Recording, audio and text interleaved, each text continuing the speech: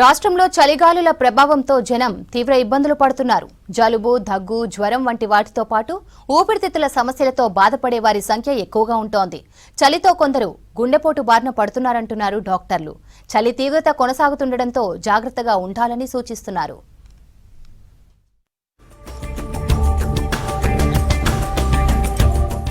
రాష్ట్రంలో చలి తీవ్రత కంటిన్యూ అవుతోంది. ఈ సీజన్లో రికార్డు స్థాయిలో ఉష్ణోగ్రతలు పడిపోతున్నాయి. చలి పెరగడంతో జనం అనారోగ్యానికి గురవుతున్నారు. బ్యాక్టీరియల్, వైరల్, శ్వాసకోశ ఇన్ఫెక్షన్ల బారిన పడుతున్నారు. ఉబ్బసం, బ్రాంకైటిస్, అలర్జీ వంటి తీవ్రమైన శ్వాస సంబంధిత సమస్యలు ఎదుర్కొంటున్నారు.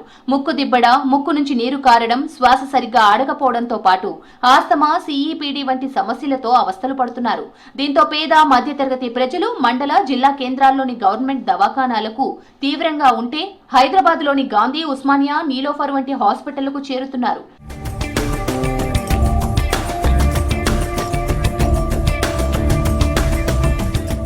గాంధీ హాస్పిటల్లో రోజు 2000కు పైగా రోగులు అవుట్ పేషెంట్ విభాగంలో ట్రీట్మెంట్ పొందుతున్నారు. మరో 100 నుంచి 200 మంది ఇన్ పేషెంట్లుగా చేరుతున్నారు. వీరిలో 25% వరకు రోగులు శ్వాసకోశ సమస్యలతో బాధపడుతున్నారన్నారు డాక్టర్లు.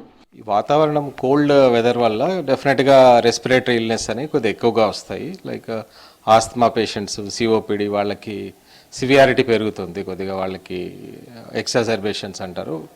వాళ్ళు వచ్చి కొద్దిగా సివియర్గా ఉన్న కేసులు వాళ్ళు అడ్మిట్ చేయడం జరుగుతుంది. అట్లాగే కొద్దిగా ఈ వెదర్లో కొద్దిగా స్ట్రోక్స్ కూడా ఎక్కువ వచ్చే అవకాశం ఉంటుంది. అట్లాగే ఈ వైరల్ ఫీవర్స్ కాదు, అట్లా లైట్గా నిమోనియా లాంటి కేసులు కూడా వస్తుంటాయి. ఇలాంటి కేసులు వస్తున్నాయి. సీజనల్ వ్యాధుల సంఖ్య తక్కువగానే ఉందని, చలితో సిఈపిడి, రెస్పిరేటరీ ప్రాబ్లమ్స్ ఎక్కువగా వస్తున్నాయన్నారు డాక్టర్లు. వాతావరణంలో ఉండే తేమలో వాయు కాలుష్యం కారకాలతో ఈ ఇబ్బంది వస్తోందని అంటున్నారు.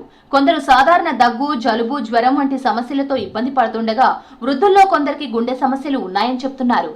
సచ్ వైరల్ ఫీవర్స్ అంటూ ఏం పెద్దగా ఎక్కువగా ఏం లేవు.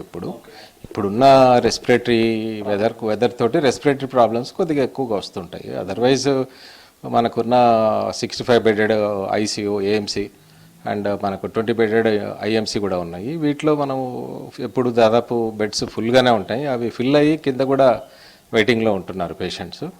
వీటిని మనం ఉన్న వాటిలో మనం అడ్జస్ట్ చేసి వాటిని డిశ్చార్జ్ చేస్తున్నాము. చలి తీవ్రత ఇంకా పెరిగే అవకాశం ఉండడంతో జాగ్రత్తగా ఉండాలన్నారు డాక్టర్లు. బయటకు వెళ్తున్నప్పుడు మాస్క్ పెట్టుకోవడంతో పాటు శరీరం వెచ్చగా ఉంచే దుస్తులు వేసుకోవాలని సూచిస్తున్నారు. అవసరమైతేనే బయటకు వెళ్లాలంటున్నారు. చిన్నారులు, వృద్ధులు మరింత జాగ్రత్తగా ఉండాలని చెప్తున్నారు.